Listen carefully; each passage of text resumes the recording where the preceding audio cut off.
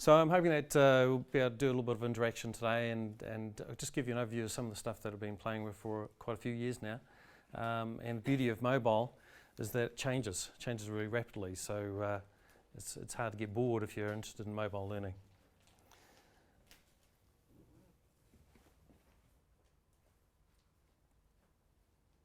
So I'm just going to flick over here. So I want you to think of what's the point of this video.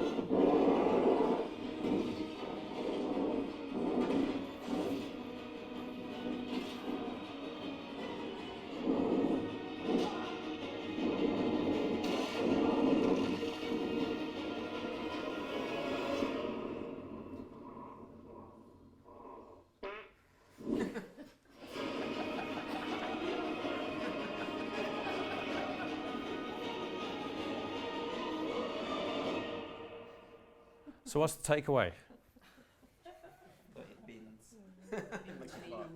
Baked beans. I wasn't sure if you would have seen this before, because apparently Heinz is pretty popular in the UK, but in New Zealand we have Watties, which is our local sort of manufacturer. Any ideas? What's the point of the video? Short and sharp, yeah. Yeah. Baked beans not for astronauts. So I guess I'm just sort of extrapolating from that mobile learning may not be suitable for every occasion either. So sometimes I guess you find a tool and you try to use it for everything. But it's about thinking creatively and critiquing, is this appropriate for what you're trying to do? Is it appropriate for that context? Is getting people to write an essay on their iPhone an appropriate activity to do? Probably not, because it's easier to do on a laptop. So it's thinking about what is appropriate, and as beans aren't appropriate for astronauts, the same thing with mobile learning. So I'm just going to get connected here.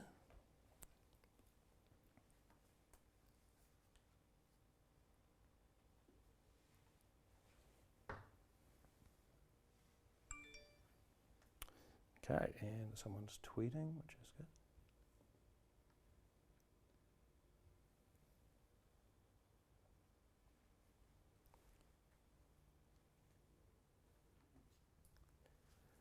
Right, so it's just a little bit easier if we can be wireless and move around, which is obviously reasons why we got mobile devices rather than having to be connected.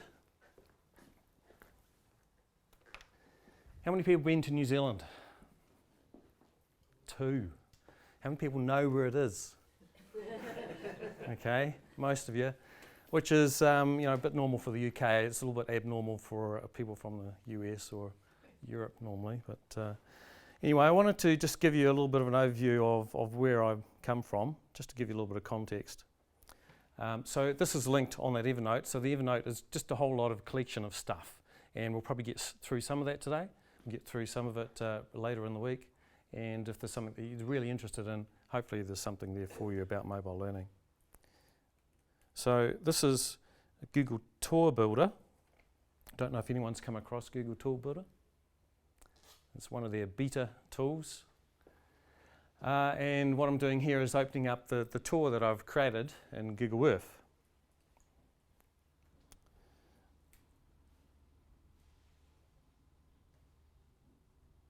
And let's see if we can actually just, because I previewed it before, it's actually gone through and taken me right to the end point, unfortunately. So what I did was created this sort of virtual tour showing me where I'd come from New Zealand, etc. So if I just go, where's home?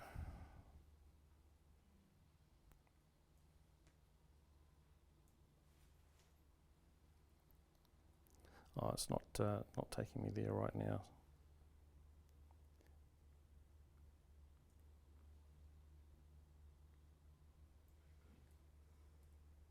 And I think it's because I've turned on the location services. But what you can do with Tour Builder is you can actually link between places. And so if you click on the link on your laptop, it'll show you going through various places. and it takes me from Auckland to Brisbane, then from Brisbane to Manchester, then from Manchester I took the train to,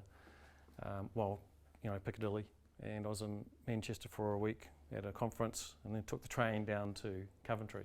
So the tour actually takes you through that, but unfortunately it's just not doing that right now for me, which is a pain. But you can click that link for yourself. So I want to flick back to the iPad. So I'm just going to get the iPad connected here.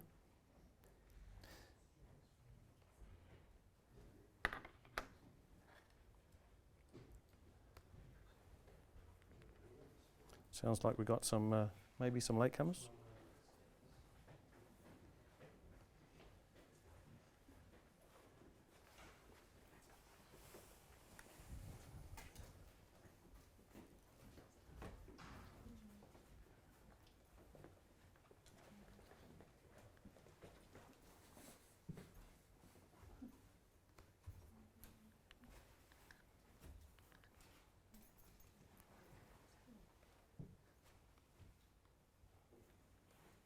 Okay, well, welcome. I think one of the keys for me about mobile learning, as I sort of said at the start, is about thinking differently. This is a photo of a young guy at Sydney Central train station. I took it a few years ago. The devices should sort of give you an idea of the sort of date that I took the photo. Any sort of idea? If I zoom in a bit, maybe. You can come in. What devices has he got? Any ideas? He's got a Palm, yep. Yes, he's got a projecting keyboard, so it's a little battery, it's Bluetooth. So that's linked to his Palm PDA. And what he's doing is composing an email. This is 2007. Okay, so it's a fair while ago, but this is a guy just using a whole multiple load of devices, Bluetoothing to his keyboard. It's virtual keyboard, that's why his fingers are pink, because it's projecting onto the table. It's sensing where his fingers are, and then inputting that back to his PDA. And his PDA, because it wasn't in those days a cell phone, is then linked via Bluetooth to his actual Palm cell phone, and he was using that to upload. And there's one more device that you probably didn't see. He had an iPod Touch, and you can see the earbuds there, which he took out because I was talking to him, which when I came up to him, he had them in while he was multitasking.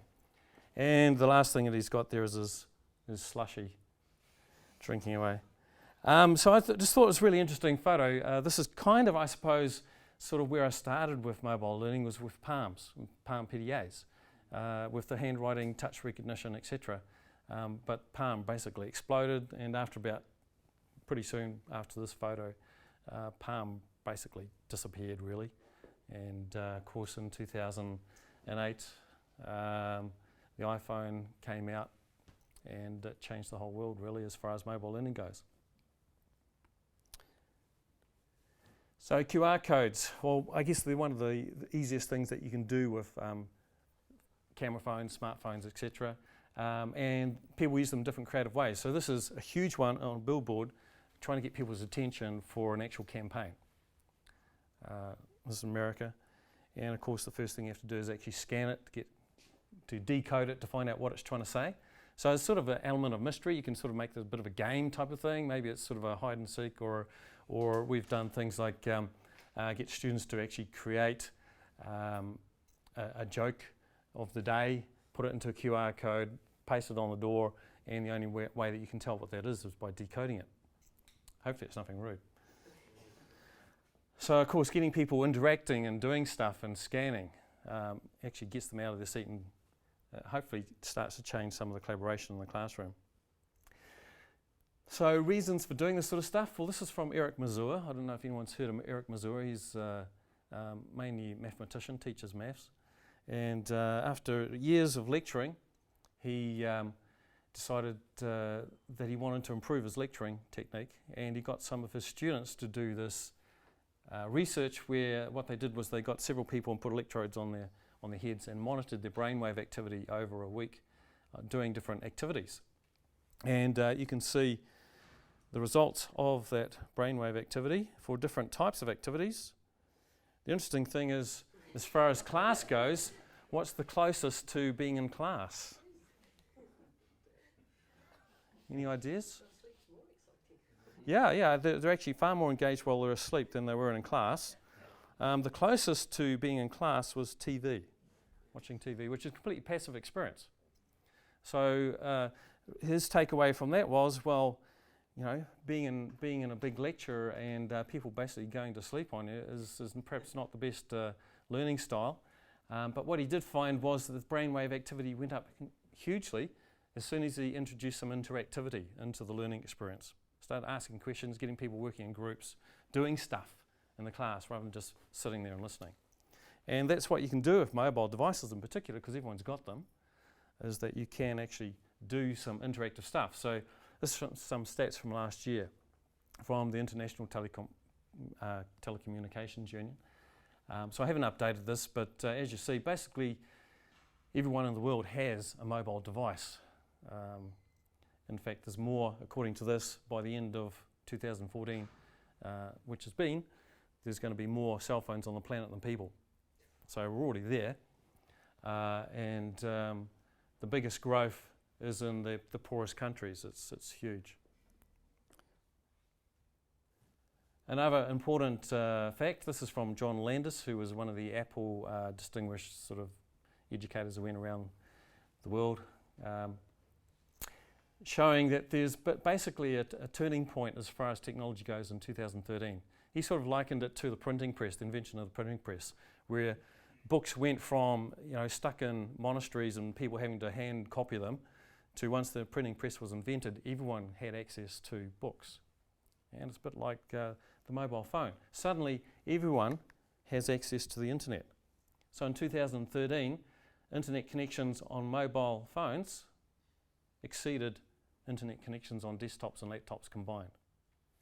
So for a majority of people, their first connection, particularly in developing countries, is not through a computer, it's through that tiny computer they have in their pocket, which is a cell phone, and increasingly smartphones. So one of my heroes, I suppose, about thinking differently is Steve Jobs, who obviously was the Apple founder and brought about a whole lot of range of new devices. Great to see you've got a latest MacBook. I'm jealous. I tried to get one off my HOD, but he wouldn't anyway. So thinking differently, I just like this photo. It's pretty cool, and there's been a huge sort of internet meme go around this, big story about it, and I've got a link there if you want to check out about the story behind this photo. But I've got grandkids, so I just think it's quite a cool photo. And this is from my childhood. My dad took this photo in the 60s, and this is what should happen to all caravans. And this is a photo that I took for my wife, because my wife's a vegetarian. And we had parked the car outside the Mad Butcher. The Mad Butcher is a butcher chain in New Zealand. And this is the Mad Butcher bringing his pork in. That was just to aggravate my wife. And this guy here obviously thinks differently about his beard. He's quite happy about it too. So I did ask him if I could take his photo. And I don't show that photo to my wife because she wants me to grow a long beard. I'm into cycling. This guy likes thinking differently about his bike. As you can see, he likes being seen. It's all fluorescent orange and as many lights as he can fit on there. Yeah, possibly. And this is my favourite bike. It's a Cannondale. It's all carbon fibre and it folds up. So it's great for a commuting bike. Unfortunately, I'll never be able to afford it. It's about 30,000 New Zealand dollars. So I'll just give you a bit of context about myself, because none of you actually know who I am. This is me back in the 80s. There you go. I used to have hair, and I used to be ginger. So I played in bands. So I guess the context that I come from is music. And I taught audio engineering and music production. My first job was designing loudspeakers, which is unfortunately why I'm half deaf in one ear, because playing in bands plus feedback don't go together. And This is from the 90s when we were trying to be rock stars in New Zealand. And I just like that so I can prove to my kids that I used to have hair. So this is me teaching. So this is about 99, I think, or 2000, can't remember exactly. And we were a small polytech in New Zealand, the smallest, second smallest polytech in the country, teaching music and audio engineering, which is all completely computer-based by that time. We did have a tape machine, but no one used it. It's all on computer software. And because we're such a small polytech, we couldn't afford to have huge computer labs for students to be able to do this sort of stuff. So we came up with the idea of, well, how about the students actually buy their own, bring their own device? And so what we did was we doubled the fees, and for the price of our main competitor, which is SAE. I don't know if you have the School of Audio Engineering here. It's big in Australia and America. They're a private provider. They charge $9,000 a year for fees. We charge $4,500. And so we doubled our fees to $9,000, and all our students got a laptop.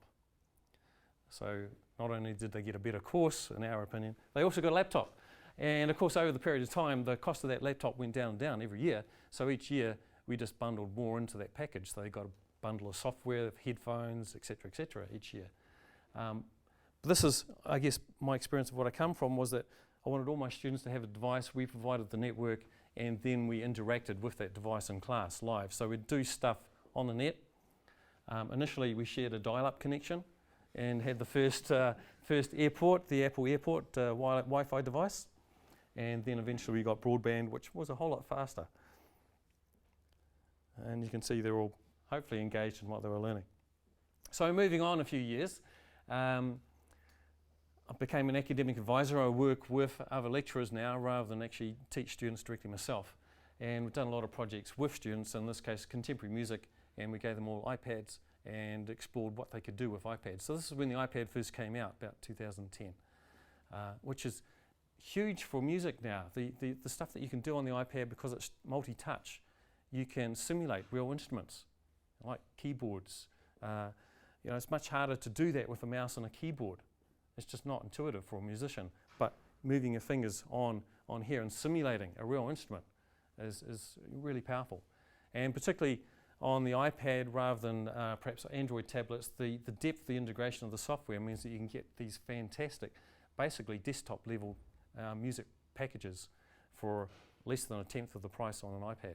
So an app that would basically cost you $500 on your desktop or your laptop might cost you $5 on the iPad. Has the same functionality, the same sound. So the entry level to this technology has dropped a lot as well. Plus it's a whole lot more mobile. Students working, just in the corridor, wherever there's Wi-Fi coverage basically. Other sorts of things that you can do with these types of devices, well, this is a keyboard, and basically the iPad is the engine. So the software lives on the iPad, it's touch screen, and the keyboard is just your physical interface to it. So being a keyboard player myself, I paid $5,000 for my keyboard 15 years ago, and to upgrade that, I'm going to get nothing for it, so to upgrade my keyboard is going to cost me another $5,000.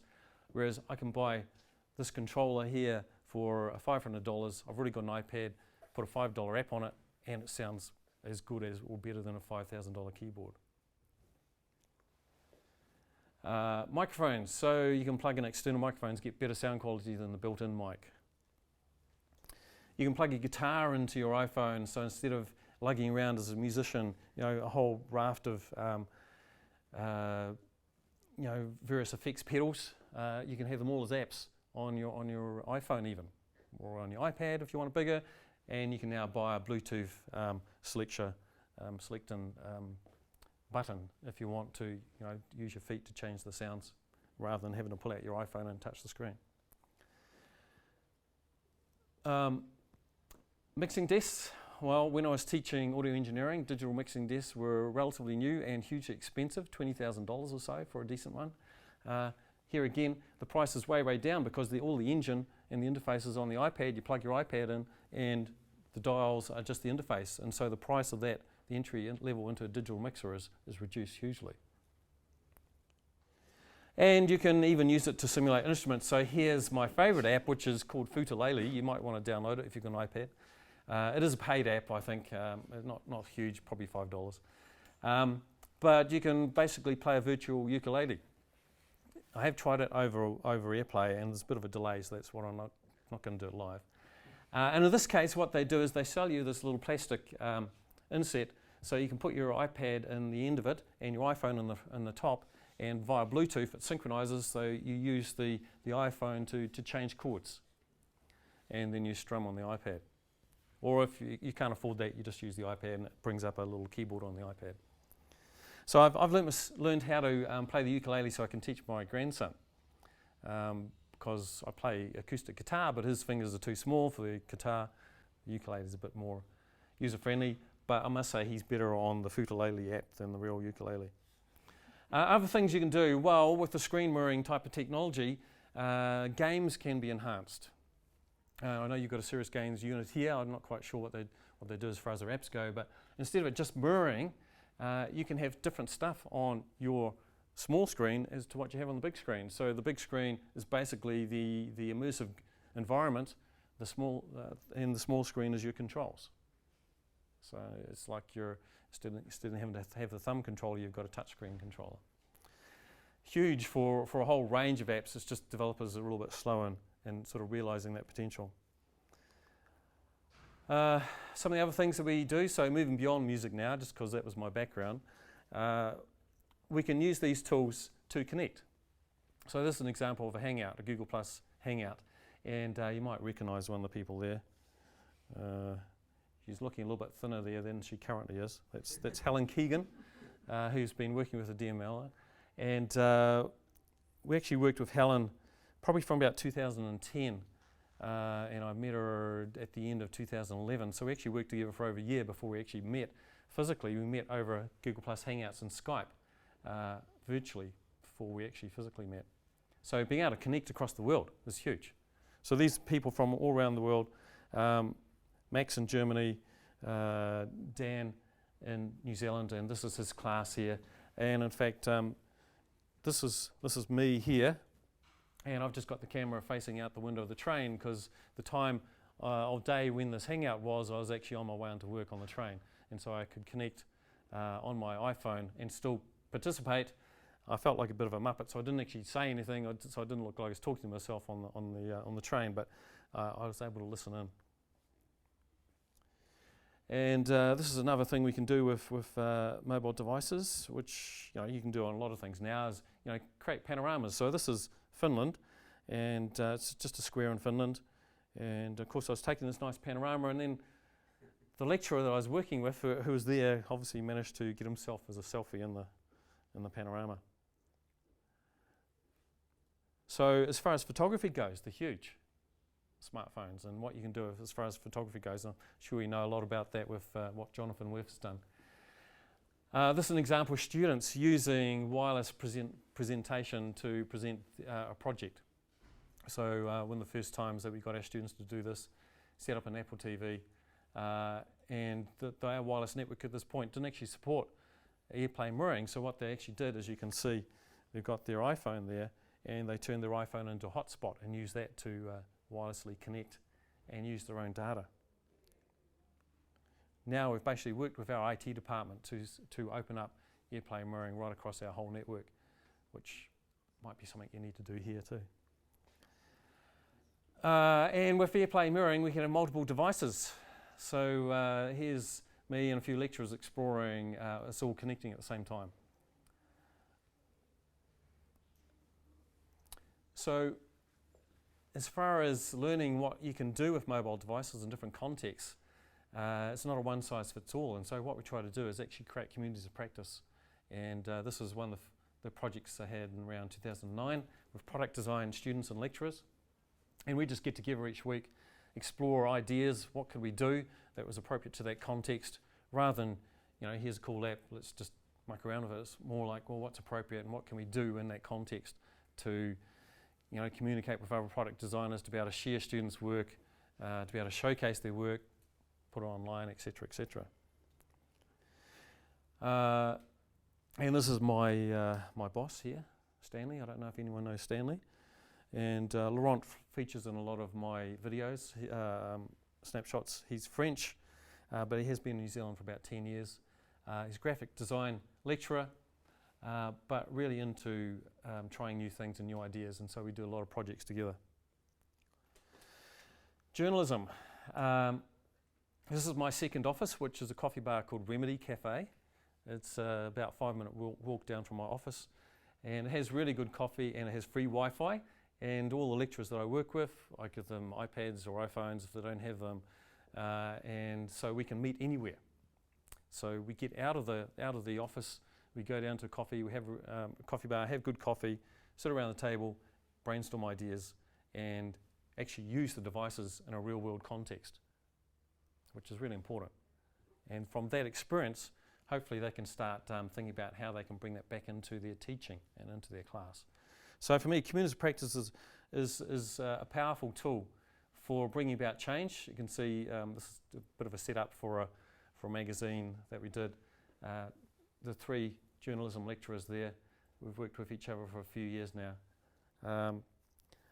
But going beyond workshops, which really are an introductory type of a process, it's a good way to identify ideas, but you know, a 1 or 2 hour workshop is not going to change your life. So what we try to do is actually work with people for at least 6 months, maybe a year. Some of these projects we've been working together for over 4 years. And over that period of time, you can see a big difference in practice and what they're doing with their students. And just another group of us sitting around at the coffee, all working on our mobile devices. This is perhaps an example of not thinking so differently with an iPad. As you can see, what's been done is it's been bolted to the desk, which I'm not quite sure why you would do with a mobile device, but obviously they were afraid of someone stealing it. But at some stage you've got to have a bit of trust.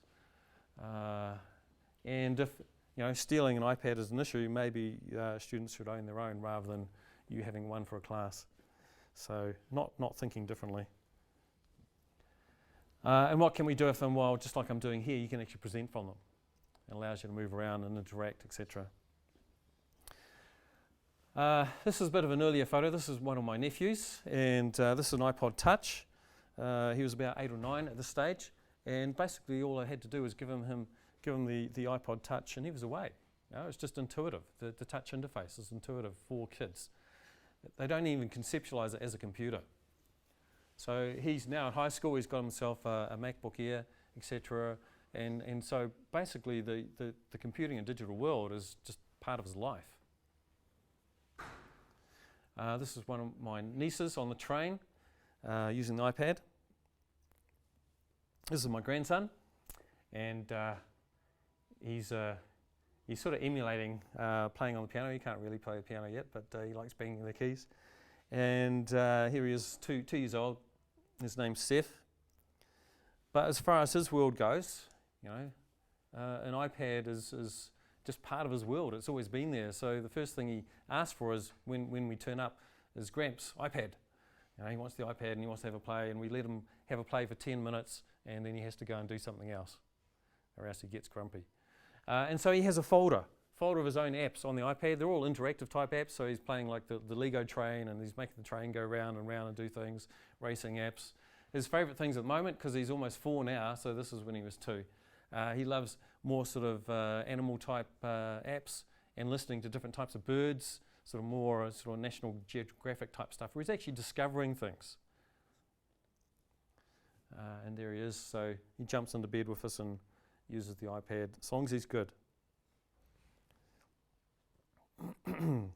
So other things that we do, well, we have lattes. I know you have lattes here, and Costa and Nero, but what's a latte? Oh, you've all gone to sleep. Well, yeah. Beyond coffee, they're learning and teaching technology enablers for us. So we like coffee, so that's why we have a few sort of coffee memes. But we have these students basically who work part-time for our centre, sort of 1 or 2 days a week, and their first port of call with our lecturers. So setting up your email on your iPad or your iPhone or your Android tablet or all those sorts of things, they get involved in that. And it's quite a nice process because there's no power relationship there. It's not like they're thinking that they're going to look silly in front of another more experienced lecturer. It's just a lecturer working with a student. And it means that myself and my other colleagues don't get bogged down with endlessly showing people how to set up their email on their iPad, etc. The other thing they've done is they've created a whole range of ebooks on how to do stuff on the iPad, iPhone in particular, but it's also available for Android. Things like how to use research materials like Mendeley or Zotero on your mobile device. And they've got a whole range of those iBooks. So there you can see one of our lattes. And basically they form their own team, they work together and they organise themselves, and they use Google Docs and Google Spreadsheets to organise their time. So one of the keys for me with mobile learning is just a very basic framework, the CMAR framework. You've probably heard about it from Pontadura, who's an American. Apple roll him out quite often to the events. They seem to like his framework.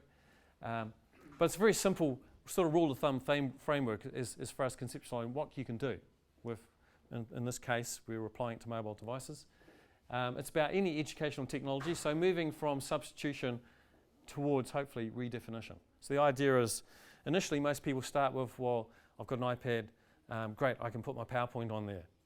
Or I can do my email, or I can write a Word document or read a Word document. Basically you're substituting a process. You're doing something you can already do on a desktop or a laptop. So there's nothing revolutionary there, apart from perhaps it's a bit more portable. You can do that on the train. But effectively you're substituting a process. Augmentation is where you're starting to improve that process, so maybe you can annotate PDFs on your iPad. Instead of using PowerPoint, you could use Prezi, or something slightly more high-end type presentation software. Once you get above that into modification, you start being able to start thinking a bit more creatively of what can I do. So most people start at that productivity level and then move on to, hey, how can we actually start thinking differently? How can we start doing things that we couldn't do before, or not easily? So being able to do stuff that before meant a whole big setup, and now we can just do with our mobile phone, a whole lot cheaper. So modification, redefinition, about doing things that before were conceptually or practically impossible to do. So we've run quite a few courses and projects on mobile filmmaking, and students do things like tie little parachutes onto their iPhones and throw them out the window, and you can record it going down. You wouldn't do that with a DSLR or a red camera or anything, because it's so much more expensive and a whole lot heavier, so you'd need a much bigger parachute.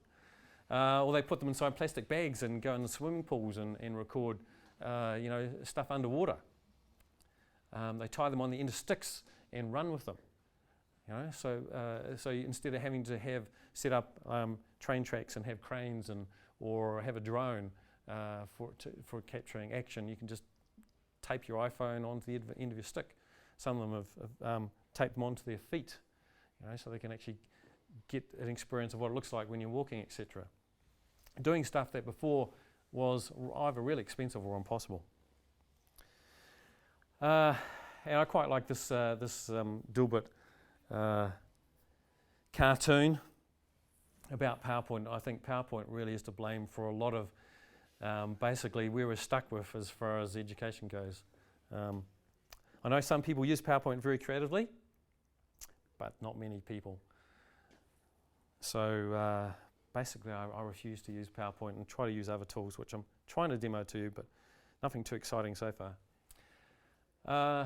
And I guess as far as time goes, how can we sort of conceptualize moving forward? Well, unfortunately, most of education is really stuck back in the last century. If you really look at it, we're very much a Web 1 approach, which is teacher-centered, using the learning management system. It's about content delivery. It's about access to knowledge and guarding that access. And PowerPoint is one way we do that, because we don't let our students have the PowerPoint until after the lecture to make sure they come to the lecture. And because if we gave it to them beforehand, they might not come. Well, yes, but that's just to illustrate perhaps there should be some change, and perhaps there's not. So I do tend to upset people sometimes when I talk about this, but I'm trying to get people to think differently, think a little bit differently. So, you know, we can come to 2005 and we've got Web 2, so social media. It's actually 10 years old. I don't know, you're probably some of the cutting edge people here, so you're probably using social media, but I don't see a whole lot of it in general in education, still 10 years on. So suddenly we can do stuff that's a lot more student-centered, perhaps based on e-portfolios, about student creating their content and sharing it.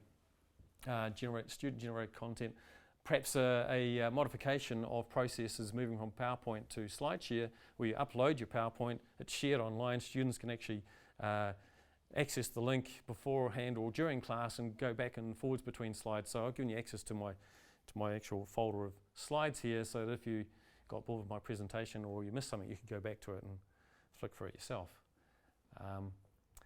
So we're starting to be a bit more student-centered in our pedagogy, which is andragogy, social learning, about community building. And then, of course, as I talked about before, with the advent of mobile connectivity, 2013, really, we've got the possibility to do this sort of stuff now. So it's about being mobile. We could be actually outside of the classroom and do stuff. In fact, we could do something that's much more authentic than being stuck and disconnected between theory and practice. Look at collaboration.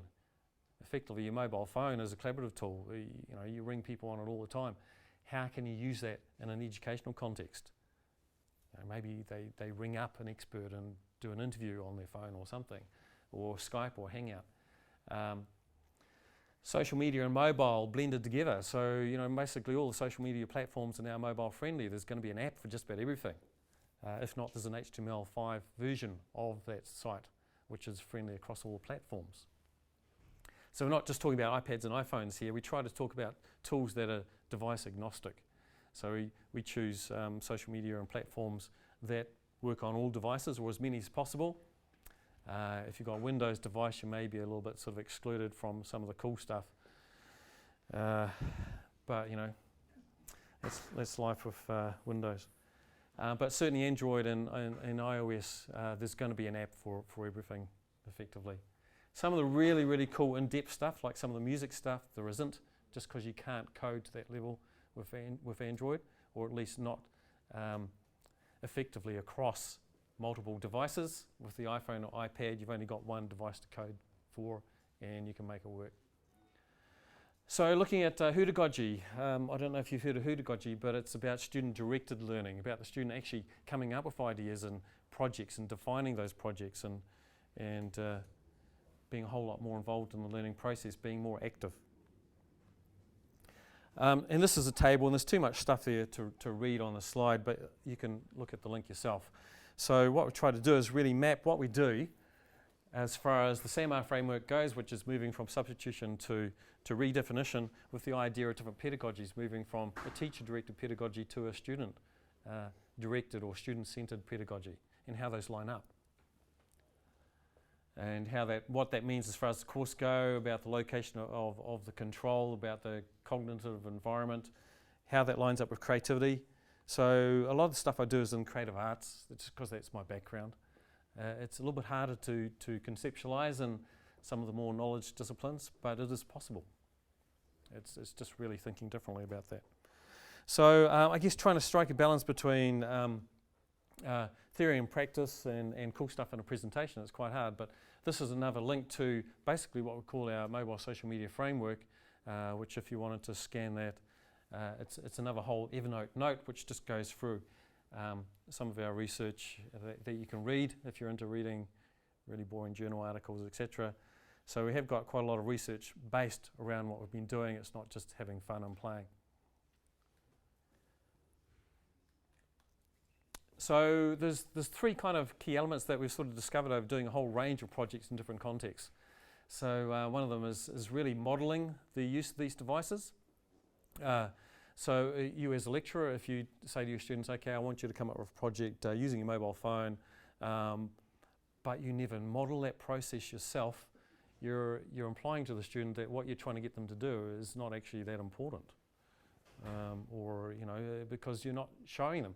And in fact, students don't know how to do a lot of the stuff. All they know how to do is Facebook, text messaging, take photos, Instagram, and Snapchat.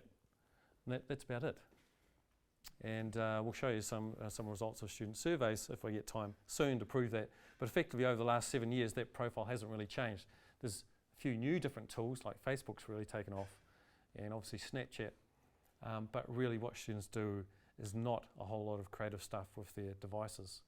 So actually doing some stuff, figuring out how to do some creative stuff on your device is going to actually put you ahead of where your students are at. So the whole digital native thing is a crock.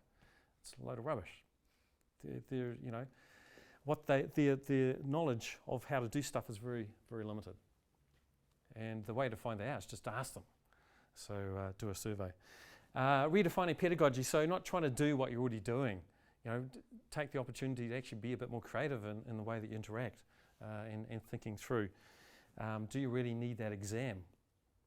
So when I was teaching audio engineering, I guess I got to the point where I got tired of students coming to me the day before the exam and wanting to know all the answers to the exam. I thought, well, this is just pointless. All they're doing is regurgitating, the exam. And so I got rid of all exams and everything became project-based. So instead of them doing an exam about how to design a loudspeaker, I wanted them to design a loudspeaker. And that was their project, etc. So trying to rethink pedagogy. And also having the infrastructure to support this. So obviously, if you're going to get people to interact with wireless technology, the Wi-Fi needs to be able to handle that. And we've had to jump through a couple of hoops to get this working here. This is Gary Larson. Anyone Gary Larson fan? Comics, yeah. So he's got here cow tools, and of course, cows are a big theme for him. Which if you've been to New Zealand, cows are we've probably got more cows than people. And definitely more. Well, actually, I think we've got more cows now than we used to have sheep. Our dairy industry is our biggest export. And of course, once China starts having their own dairy farms, then we're starting to lose a lot of income. But anyway, a university in Australia designed what they call cows, which is computers on wheels. So it's big screen TV like this one, except it's on wheels. So instead of it being locked to one position, you can move around. All you need is power. And on the back of it is a computer, and that drives the software to interact with mobile devices and allow students to screen mirror from their device. They can use the computer that's there via a Bluetooth keyboard, etc., to work in groups and teams and come up with projects and share them. We wanted to sort of come up with something like that for our own context, but we wanted to modify it for a New Zealand context, so we called ours mowers. And this is the last recorded sighting of a mower. He's about to get a tramper there. Actually, no, mowers died out several hundred years ago, but this is from an ad for Air New Zealand, and what they have actually is Bear Grylls being chased by a mower. So we tried to redesign this idea of cows for mowers, which our acronym is Mobile AirPlay Screens.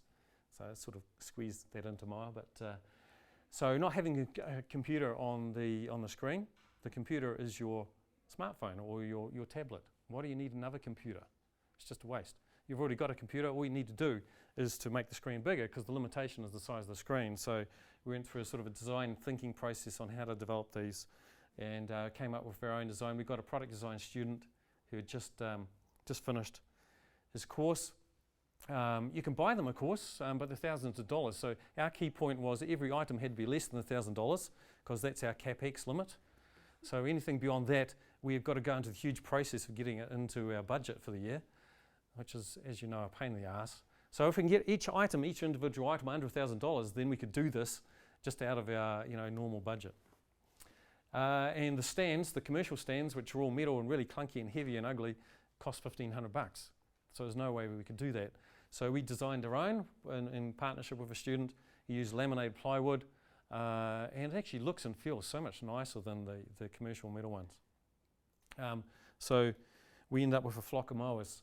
So this is our flock of mowers, and this is like version 2, and it's been through another couple of iterations since then. Basically, every time we build some, there's a new TV. TVs are like mobile devices. In fact, they probably go out of stock quicker. So we started with plasmas, We can't even buy our plasma anymore. Everything's LED, so which is better. But when we started, we couldn't afford LEDs. Just to prove that they are mobile. There you go. And the key thing with these actually is the wheels. If you're going and take them across the street, you've got to have good wheels. Our first version, which we call the Proto Mower, I haven't got a photo of it here, but it didn't have very good wheels on. And just a couple of weeks ago, our HOD was taking our Proto Mower down the street, and one of the wheels fell off. So he had to do a bit of repair. One of the other keys of what we've been doing is coming up with some critical success factors.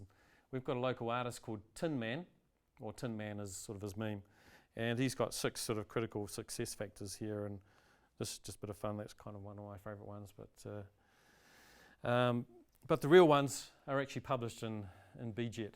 So this is the early online version of BJet, but it's actually in print now. And this is a bad slide, but it just gives you the critical success factors that we come up with, which sort of inform our framework. So really, if you're going to do something innovative in the teaching and learning process, you need to integrate it into the assessment, into the course. If it's just an add-on, then why would the students do it? Apart from hopefully they find it a lot of fun, engaging, but if there's nothing that they get out of it, then what's the point? So students are driven by assessment. So if you're going to do something new and innovative, you need to think, how are you going to assess that? How's it going to become part of the assessment process? What are you going to drop and bring in instead? Maybe you drop that exam, or you drop the essay or whatever, and you replace that with the project using mobile devices or whatever it is. Modelling it, just like we've talked about, creating a supportive learning community, so an environment where people feel safe in trying new stuff. You don't make them feel silly if they don't know how to do something, which is, as I've said, most of our students actually don't know how to do a lot of this sort of thing. The appropriate choice of tools and of software, so not just choosing the latest cool thing to play with, but what's appropriate. Some of the earliest projects that I did was with Palm PDAs, as I said. So I learned how to use the Palm OS, and when the Palm Trio, the integrated phone in Palm PDA came out, sort of 2006 or so, I thought, wow, cool, let's use that, and let's get all our students to buy those, and we'll have this fantastic project.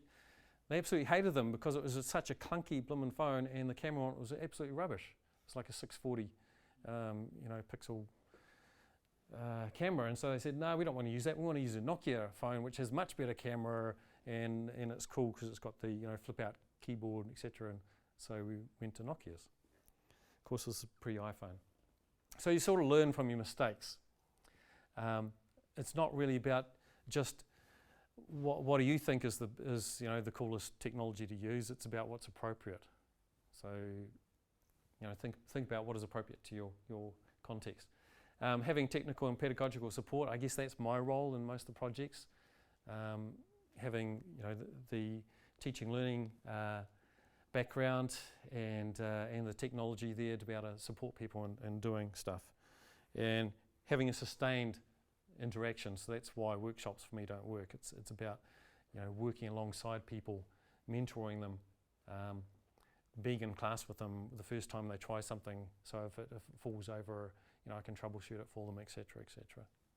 And that's what I presume the DML team is here for as well. So as far as research and whenever you're doing stuff with technology, there seems to be a disconnect between the theory and the practice, and often people do really cool things, but they don't actually research it. They don't write it up.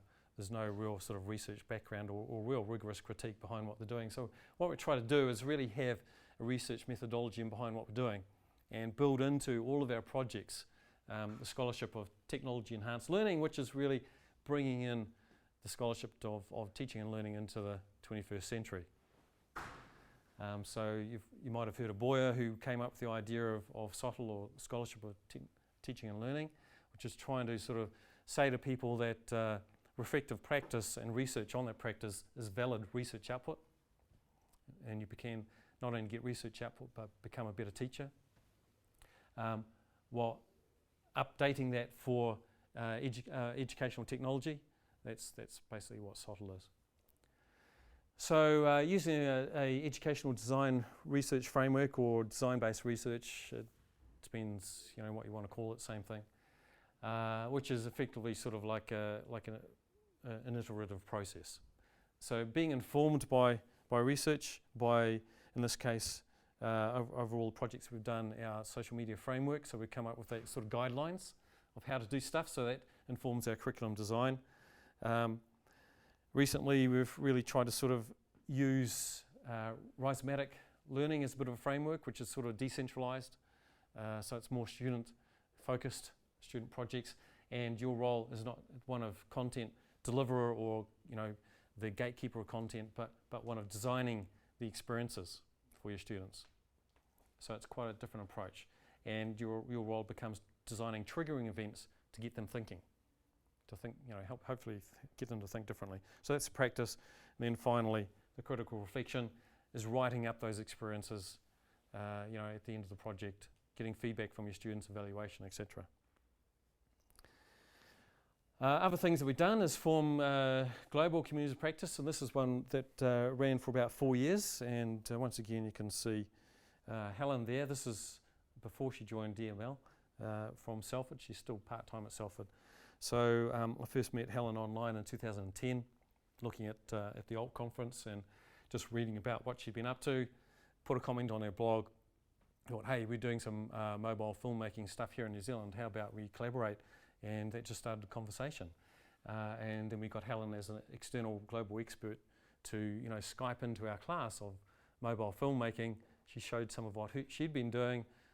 She fed back to our students on their projects. They uploaded their projects to YouTube. She gave them a critique, and they thought it was fantastic. And so we just got her involved in our projects. So here we've got Catherine Cronin from Ireland, got Ma from Barcelona, well, Tarragona, Spain, but she'd shoot me if I said Spain, it's Catalonia. Got Sarah from Australia, Bernie from Ireland, Ilona from Berlin, and Avril and myself from New Zealand. And this tends to fluctuate. Different people get involved. They've got different, constraints on their time, and it's gone for a different sort of iteration. So we call that iCollab. This is just a Google map showing you where everyone is from. And we're using these tools to communicate. So Twitter is huge for us to be able to communicate across time zones. Because Helen's always in bed when I'm awake and vice versa, although she does tend to stay up most of the night. But some of the other lecturers aren't. So being able to communicate asynchronously is quite important. And as this has developed, it's gone through a bit of a process. So originally it was community practice of lecturers from different countries. And then what we did was effectively brokered that idea to our students. So it was different student groups that we're all teaching. In my case, I'm an academic advisor, so I'm working alongside other lecturers. And that effectively created this global community. And via research output, hopefully we've sort of brokered that into the wider global community. And now really it's become more of a network. So we actually get each other involved in our classes remotely. That we speak into each other's classes via Skype or Google Hangouts or upload YouTube videos for tutorials, etc. So now we leverage each other's experience in our different projects.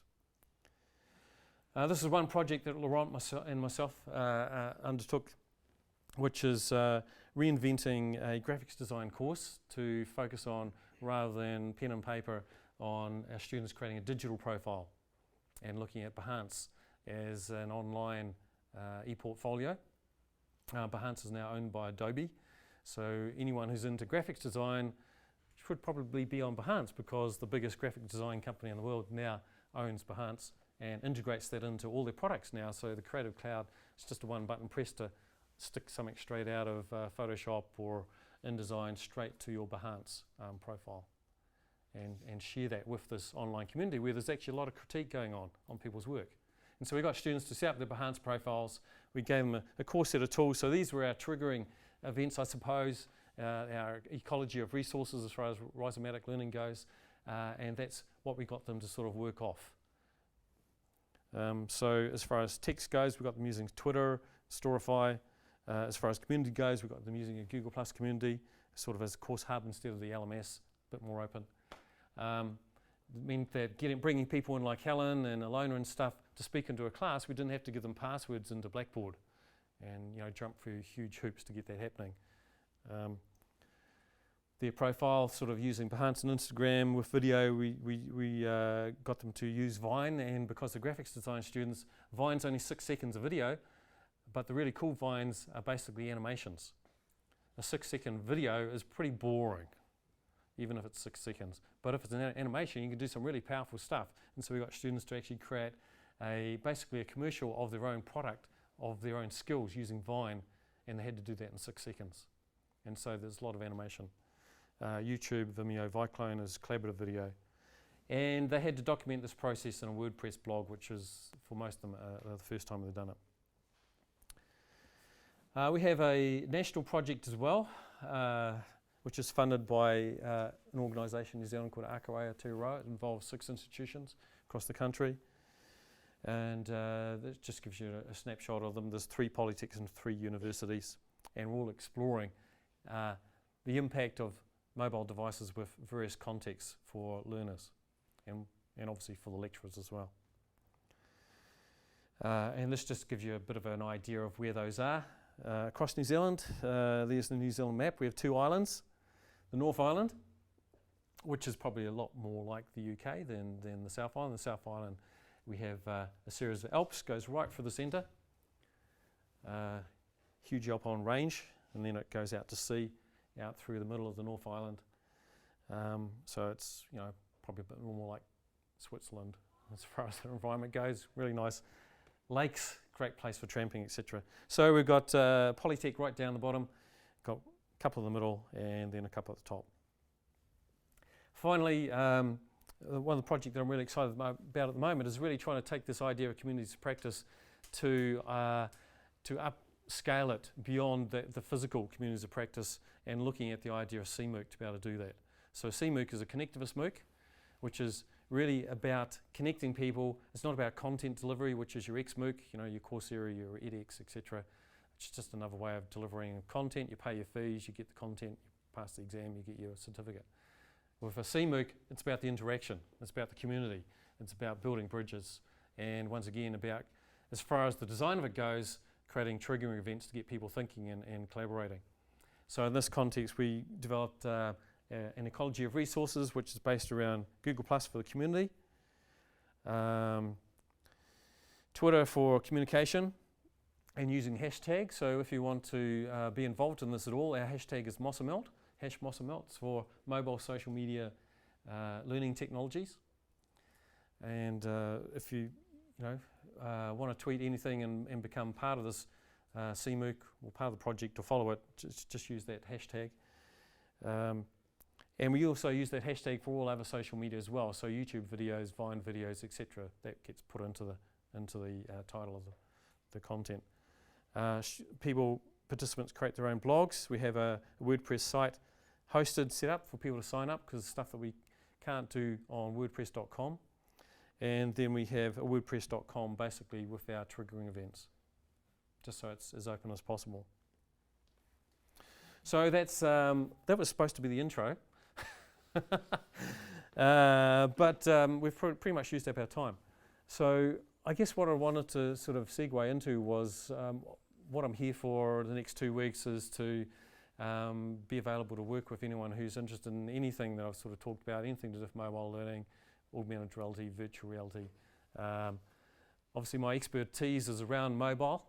So as far as virtual reality goes, it's like Google Cardboard, augmented reality, there's various augmented reality browsers, and we get students to create the content for them. So rather than turning your course into an augmented reality experience, it's about creating projects for students to create. That's sort of the focus. And the other thing I'd be really keen for is to get people involved in this MossaMelt CMOOC. If you want to be involved in a process that's between 6 months and 12 months long and explore, hopefully in a supportive environment, then join us with MossaMelt. And you can do that from anywhere. We've just almost finished the first iteration of it this year. So we've done it in 2 halves. Let me just bring it up on WordPress for you. And I've got another Disruptivebytes presentation, so we'll do the rest of it then, or part of it. There you go. So this is the WordPress site. If you want to have a look, it's mossandmelt.wordpress.com. And we've broken it up into two halves. The first half is effectively half a year or one university semester exploring. So the first 6 weeks is just getting set up with some of the basic communication collaboration tools. The second 6 weeks is looking at some of the things that you can do that are unique to mobile devices and the types of social media that you can leverage. So that by the end of that 6 months, you've got the experience to actually start applying this to your teaching context. The second half, which we're currently sort of halfway through, is then using that to build a portfolio for CMOLD accreditation. So CMOLD is a certified member of the Association for Learning Technologies, which is basically a parallel path to the HEA Academy, which it's a portfolio-based process to accredit you that you know what you're doing with teaching and learning as far as educational technology goes. And you can put that on your profile. Hopefully it goes towards your progression, etc., etc. So what we didn't want to do with Moss and Melt was create a course. We didn't want to do that. We didn't want it to be about content. We wanted it to be about experiences and people collaborating. And probably what I'd do for the next iteration is I'd change it from calling them weeks to probably activities and let people take their own pace rather than making it a weekly thing. So we're learning as we go as well, but we didn't want to have to go through the whole process of creating a course and then getting that accredited, because that can take like 2 years. It took us 6 weeks to design the Moss and Melt CMOOC and start delivering it, because we use an external accrediting environment, which is CMOLD. And all we're doing is giving people a pathway into that. So CMOLD accreditation has nothing to do with me. It's just a way of you getting recognition for what you're learning. So keen to get people involved in that. If anyone's interested, join us with Moss and Melt. I'm around for the next 2 weeks. Keen to just talk to people, brainstorm ideas, build some partnerships. Just happy to help in whatever way I can. So I'll be based here in the DML.